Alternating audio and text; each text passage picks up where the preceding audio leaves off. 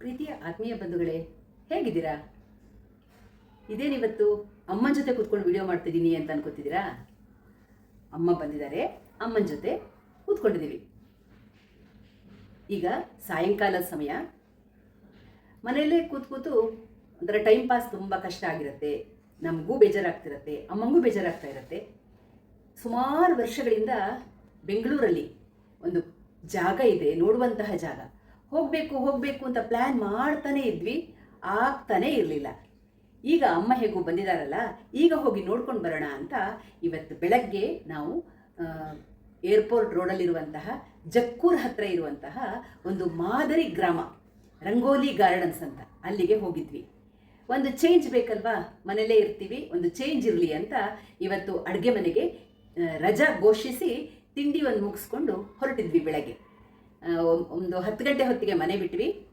Airport ರೋಡಲ್ಲಿರುವಂತಹ rangoli gardens ಒಂಥರ ಚೆನ್ನಾಗಿದೆ, ಮಾದರಿ ಗ್ರಾಮ. ತುಂಬ ಜಾಸ್ತಿ ಸಮಯನೂ ಬೇಕು ಅಂತ ಇಲ್ಲ, ಕಡಿಮೆ ಸಮಯದಲ್ಲೂ ನೀವು ನೋಡ್ಕೊಂಬರ್ಬೋದು. ನಾವು 10 ಗಂಟೆಗೆ ಮನೆಯಿಂದ ಹೊರಟ್ವಿ. ಹಾಗೆ ಅದನ್ನು ಫುಲ್ ನೋಡಿಕೊಂಡು ವಾಪಸ್ ಒಂದು ಕಾಲು ಹೊತ್ತಿಗೆ ಅಲ್ಲಿಂದ ಹೊರಟು ಹೋಟೆಲ್ಗೆ ಹೋಗಿ ಊಟ ಮಾಡಿಕೊಂಡು ಮನೆಗೆ ಬಂದ್ವಿ.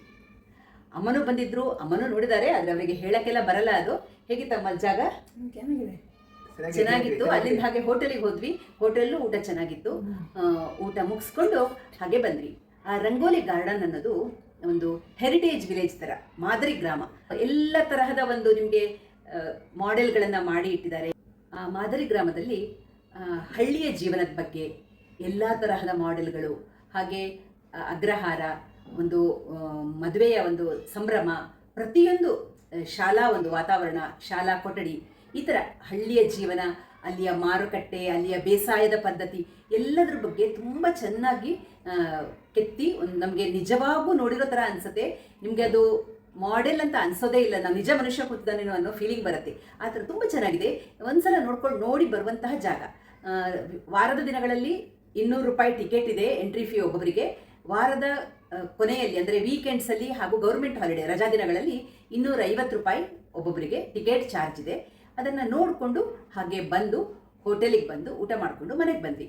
ಮನೆಗೆ ಬರುವಾಗ 3 ಗಂಟೆ ಆಗಿತ್ತು. ಸ್ವಲ್ಪ ರೆಸ್ಟ್ ತಗೊಂಡು ಈಗ ಮತ್ತೆ ಸಾಯಂಕಾಲ ಟೀ ಎಲ್ಲ ಕುಡಿದು ಕೂತ್ಕೊಂಡಿದ್ದೀವಿ. ಒಂದು ರೌಂಡು ಕೆಳಗಡೆ ವಾಕಿಂಗ್ ಮಾಡೋಕ್ಕೆ ಹೋಗ್ಬೇಕೀಗ. ಸಮಯ ಇದ್ದಾಗ ನೀವು ಭೇಟಿ ಕೊಡಿ. ಒಂದು ಬದಲಾವಣೆ ಚೆನ್ನಾಗಿದೆ, ಹೋಗಿ ನೋಡಿ ಸಮಯ ಕಳ್ಕೊಂಡು ಬರೋಕ್ಕೆ. ತುಂಬ ಸೆಕೆ ಇರುತ್ತೇನೋ, ತುಂಬ ಬಿಸಿಲಿರುತ್ತೇನೋ ಅಂದ್ಕೊಂಡು ನಾವು ಹೋಗಿದ್ವಿ. ಆದರೆ ಅಲ್ಲಿ ಫುಲ್ ನೆರಳಿದೆ, ನಿಮಗೇನು ತೊಂದರೆ ಆಗಲ್ಲ. ಮಕ್ಕಳು ಖುಷಿ ಪಡ್ಬೋದು. ಮಕ್ಕಳಿಗೆ ಜಟಕಾ ಗಾಡಿ ರೈಡ್ ಇದೆ, ಹಾಗೆ ರೈಲ್ ಇದೆ, ಮಕ್ಕಳ ಆಡುವಂತಹ ರೈಲು ಒಂದು ಸುತ್ತ ಹಾಕೋಕೆ ವ್ಯವಸ್ಥೆ ಇದೆ, ಎಲ್ಲ ಇದೆ. ಒಂದು ಹೊಸ ಅನುಭವ. ನಾವೆಲ್ಲ ಹಳ್ಳಿಯನ್ನು ನೋಡಿರೋರಿಗೆ ನಮಗೇನದು ಹೊಸ ಅನುಭವ ಅಲ್ಲ, ಆದರೆ ಈಗದ ಸಣ್ಣ ಮಕ್ಕಳಿಗೆ ಅವರು ಹಳ್ಳಿನೇ ನೋಡಿರಲ್ಲ, ಪೇಟೆಯಲ್ಲೇ ಬೆಳೆದಿರ್ತಾರೆ, ಅಂಥವರಿಗೆ ಒಂದು ಒಳ್ಳೆಯ ಅನುಭವ. ಖಂಡಿತ ಹೋಗಿ ಬನ್ನಿ, ನೋಡಿ ಬನ್ನಿ ಅಂತ ಹೇಳ್ತಾ ಒಂದು ರೌಂಡು ನೀವು ಆ ರಂಗೋಲಿ ಗಾರ್ಡನ್ಗೆ ಭೇಟಿ ನೀಡಿ. ನಾನು ಹಾಕ್ತಾ ಇದ್ದೀನಿ, ಅದನ್ನು ನೀವು ನೋಡಿ ಖುಷಿ ಪಡಿ. ಇದು ರಂಗೋಲಿ ಗಾರ್ಡನ್ಸ್, ಮಾದರಿ ಪಾರಂಪರಿಕ ಕಲಾಗ್ರಾಮದ ಪ್ರವೇಶ ದ್ವಾರ. ಇದರ ಒಳಗಡೆ ವಿಶಾಲವಾದ ಕಾರ್ ಪಾರ್ಕಿಂಗ್ ಏರಿಯಾ ಇದೆ. ಕಾರ್ ಪಾರ್ಕಿಂಗ್ ಮಾಡಿ ನೀವು ಒಂದು ಸ್ವಲ್ಪ ದೂರ 100 ಮೀಟ್ರಷ್ಟು ನಡ್ಕೊಂಡು ಹೋಗೋವಾಗ ನಿಮಗೆ ಮೇಯ್ನ್ ಎಂಟ್ರೆನ್ಸ್ ಸಿಗುತ್ತೆ. ಆ ಎಂಟ್ರೆನ್ಸಲ್ಲಿ ಟಿಕೆಟ್ ತಗೊಂಡು, ಇದು ಮುಖ್ಯದ್ವಾರ, ಒಳಗಡೆ ಪ್ರವೇಶದ ಮುಖ್ಯದ್ವಾರ. ಇಲ್ಲಿ ಟಿಕೆಟ್ ತಗೊಂಡು ನೀವು ಒಳಗಡೆ ಹೋದರೆ ನಿಮಗೆ ಎಲ್ಲ ಒಂದು ಮಾದರಿ ಗ್ರಾಮ, ಹಳ್ಳಿಯ ಜೀವನದ ಪ್ರತಿಯೊಂದು ತುಣುಕುಗಳನ್ನು ಇಲ್ಲಿ ಬಿಂಬಿಸಿದ್ದಾರೆ. ತುಂಬ ಸುಂದರವಾಗಿದೆ. ಇಲ್ಲಿ ಹಸುಗಳು, ಎಮ್ಮೆಗಳು, ಕೋಣಗಳು, ಹಾಗೆ ಕುರಿಗಳು, ಎಲ್ಲ ಮನುಷ್ಯರು ಎಲ್ಲರೂ, ಅಂದರೆ ಒಂಥರ ಮಾರುಕಟ್ಟೆ, ಹಸುಗಳನ್ನು ಮಾರುವಂತಹ ಸ್ಥಳ ಅನ್ನೋ ಥರ ಚಿತ್ರೀಕರಿಸಿದ್ದಾರೆ. ಯಜಮಾನರು ಟಿಕೆಟ್ ತಗೋತಾ ಇದ್ದರು. ಆ ಸಮಯದಲ್ಲಿ ಅಮ್ಮ ಹಾಗೂ ಸುಶಾಂತನ ನಿಲ್ಲಿಸ್ಕೊಂಡು ಒಂದು ಫೋಟೋ ಕ್ಲಿಕ್ ಮಾಡಿದೆ. ಇದು ನಮ್ಮ ಒಳಗೆ ಕಲಾಗ್ರಾಮದ ಎಂಟ್ರೆನ್ಸ್. ಇಲ್ಲಿಂದ ನೀವು ಒಳಗಡೆ ಹೋದರೆ ನೋಡಿ ಎಲ್ಲ ರೀತಿಯ ನಿಮಗೆ ಹಳ್ಳಿಯ ಜೀವನ ಶುರುವಾಗುತ್ತೆ. ಇಲ್ಲಿ ಮಕ್ಕಳು ಗೋಲಿ ಆಟ ಆಡ್ತಿದ್ದಾರೆ, ಹಾಗೆ ಇಲ್ಲಿ ಬುಡುಬುಡಿಕೆಯವರು ಮನೆಯ ಮುಂದೆ ಬಂದು ನಿಂತು ಬಾರಿಸ್ತಾ ಇದ್ದಾರೆ. ಹಾಗೆ ಇಲ್ಲಿ ಫುಲ್ಲು ಒಂದು ಅಜ್ಜಿ ಹಿಟ್ಟನ್ನು ಜರಡಿ ಹಿಡಿತಿದ್ದಾರೆ. ಈ ಥರ ಹಳ್ಳಿಯ ಜೀವನದ ಶೈಲಿ ತುಂಬ ಚೆನ್ನಾಗಿ ಬಿಂಬಿಸಿದ್ದಾರೆ. ನಾನು ಸುಶಾಂತ್ಗೆಲ್ಲವನ್ನು ತೋರಿಸಿ ಹೇಳ್ತಾ ಇದ್ದೆ. ಪ್ರತಿಯೊಂದು ತುಂಬ ನೈಜತೆಯಿಂದ ಕೂಡಿತ್ತು. ಹಾಗೆ ಹಳೆಯ ಕಾಲದ ಅಂಗಡಿಗಳು, ಅಲ್ಲಿ ಉಪ್ಪು, ಕೊಬ್ಬರಿ, ಮೆಣಸು ಎಲ್ಲ ಮಾರಾಟ ಮಾಡೋದು ತುಂಬ ಸುಂದರವಾಗಿತ್ತು.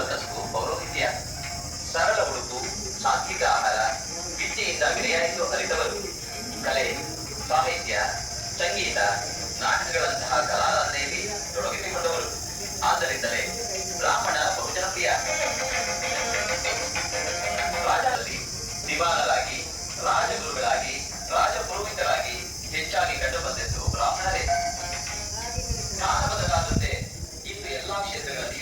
ಬ್ರಾಹ್ಮಣರನ್ನು ಕಾಣಬಹುದು. ಕೆಲವರು ಕೃಷಿಕರಾದರೆ, ಕೆಲವರು ಹೋಟೆಲ್ ಉದ್ಯಮಿಗಳಾಗಿದ್ದಾರೆ. ಮತ್ತೆ ಕೆಲವರು ರಾಜಕಾರಣದಲ್ಲಿಯೂ ಸರ್ಕಾರದ ಅತ್ಯುನ್ನತ ಪದವಿಗಳನ್ನು ಅಲಂಕರಿಸಿದ್ದಾರೆ.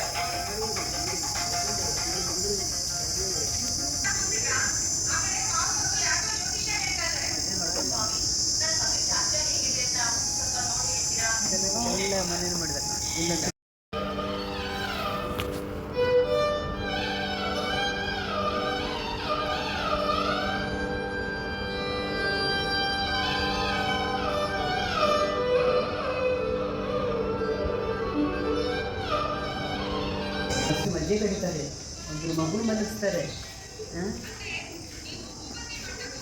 ಜೀವನದ ಜಂಜಾಟ ಕ್ಲಿಯರ್ ಆಗಿ ಗೊತ್ತಾಗುತ್ತೆ. ಮದುವೆ ಒಬ್ಬರು ಮಗುನ ಮಲಗಿಸ್ತಾರೆ, ಒಬ್ಬರು ರೊಟ್ಟಿ ಮಾಡ್ತಿದ್ದಾರಲ್ಲಿ, ಇನ್ನೊಬ್ಬರು ಮೊಸರು ಕಡಿತಾ ಇದ್ದಾರೆ, ಇನ್ನೊಬ್ಬರು ಮಗುವಿಗೆ ಊಟ ಮಾಡಿಸ್ತಿದ್ದಾರೆ. ಒಂದು ಸ್ತ್ರೀಯ ಜೀವನ ಚಕ್ರ. ಇಷ್ಟು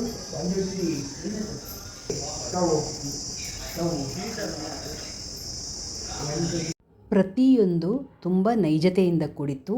ಹಳೆಯ ಕಾಲದ ಮನೆಗಳು ಎಷ್ಟು ಚೆನ್ನಾಗಿ ಮಾಡಿದ್ರು ಅಂದರೆ, ತೊಟ್ಟಿ ಮನೆ ಆಗಿರಬಹುದು, ಅಗ್ರಹಾರ ಆಗಿರಬಹುದು, ತುಂಬ ಚೆನ್ನಾಗಿತ್ತು. ಹಾಗೆ ಅಲ್ಲಿ ಮಾದರಿ ಗ್ರಾಮದ ಮುಂದೆ ಒಂದು ಬೆಂಚ್ ಇತ್ತು, ಸುಮ್ಮನೆ ನಾವು ಕೂತ್ಕೊಂಡ್ವಿ ನಾನು ಸುಶಾಂತ್. ಹಾಗೆ ಇಲ್ಲಿ ಒಳಗೆ ಬಂದಾಗ ನೋಡಿ ತೊಟ್ಟಿ ಮನೆ. ಆ ತೊಟ್ಟಿ ಮನೆಯ ಮಧ್ಯಭಾಗದಲ್ಲಿ ಒಂದು ಸ್ತ್ರೀ ಮಗುವಿಗೆ ಸ್ನಾನ ಮಾಡಿಸ್ತಾ ಇರುವಂತಹ ಒಂದು ಪ್ರತಿಕೃತಿ ಮಾಡಿ ಇಟ್ಟಿದ್ರು. ಎಷ್ಟು ಚೆನ್ನಾಗಿದೆ ನೋಡಿ.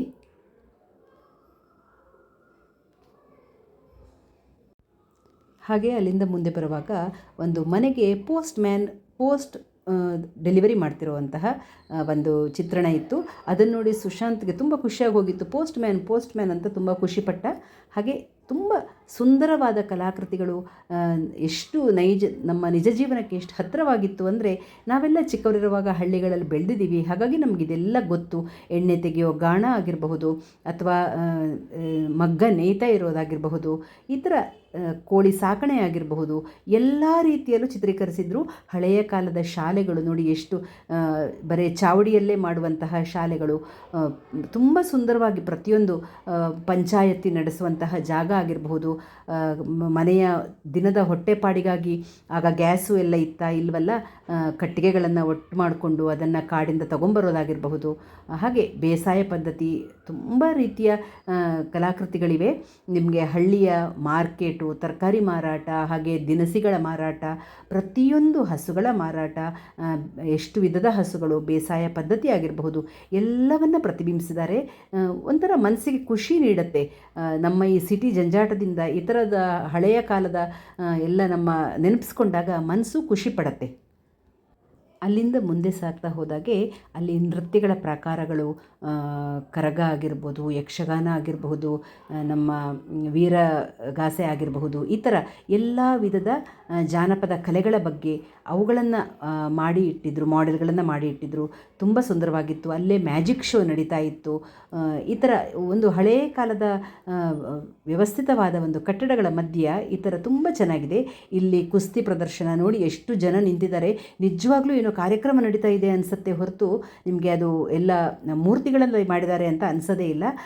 ಇದೆಲ್ಲ ನೋಡಿ ಆದ ನಂತರ ಅಲ್ಲಿ ಕುದುರೆ ಜಟಕಾ ಬಂಡಿಯ ಒಂದು ರೌಂಡ್ ಹಾಕಿ, ನಾನು ಸುಶಾಂತ್ ಜಟಕಾ ಬಂಡಿಯಲ್ಲಿ ಒಂದು ರೌಂಡ್ ಹಾಕಿದ್ವಿ. ಸುಶಾಂತ್ಗೆ ಅದು ಮೊದಲ ಒಂದು ಅನುಭವ. ಹಾಗೇ ರೌಂಡ್ ಹಾಕ್ಕೊಂಡು ಮನಸ್ಸಿಗೆ ಖುಷಿ ಪಟ್ಕೊಂಡು ಅಲ್ಲಿಂದ ನಾವು ಮನೆಯ ಕಡೆಗೆ ವಾಪಸ್ ಬರ್ತಾ ದಾರಿಯಲ್ಲಿ ಊಟ ಮುಗಿಸ್ಕೊಂಡು ಬಂದ್ವಿ. ನಾವು ಶಿವಾನಂದ ಸರ್ಕಲ್ ಹತ್ತಿರ ಇರುವಂತಹ ಹಳೆಯ ಹೋಟೆಲ್ ಜನಾರ್ದನ ಅಲ್ಲಿ ಊಟ ಮುಗಿಸ್ಕೊಂಡು, ಬಾಳೆ ಎಲೆ ಊಟ, ಉತ್ತರ ಭಾರತದ ಊಟಕ್ಕೆಲ್ಲ ನಾವು ಹೋಗಿಲ್ಲ. ಅಮ್ಮನಿಗೆ ತಿನ್ನೋಕ್ಕಾಗಲ್ಲ ಅದೆಲ್ಲ. ದಕ್ಷಿಣ ಭಾರತದ ಊಟ, ಬಾಳೆ ಎಲೆ ಊಟ ಮಾಡಿಕೊಂಡು ಹಾಗೆ ಖುಷಿಯಿಂದ ಮನೆಗೆ ಬಂದ್ವಿ. ಎಲ್ಲರಿಗೂ ಒಂಥರ ಸಮಾಧಾನ, ಖುಷಿ ಸಿಕ್ತು.